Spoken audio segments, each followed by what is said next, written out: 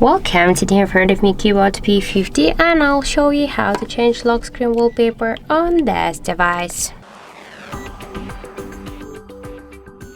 So first let's just open the settings application, and after that we should tap to the display section, then click here to wallpaper, and now we can see here that we can select the new wallpaper from our device photos or from the default wallpapers.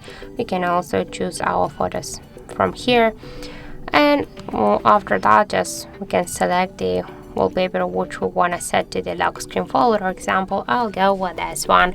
After that just tap here on the right upper corner and then click here to lock screen. Just wait a second, and now let's lock the device, and we can see that we just successfully changed lock screen wallpaper on our CUBOT device.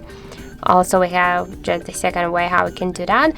Just first you should hold for a while your device screen, and after that tap here to wallpapers.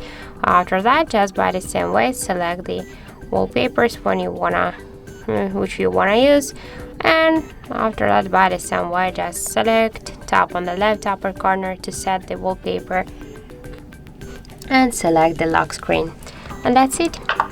So thank you for watching, and if you find this video helpful, don't forget to leave a like, comment and to subscribe our channel.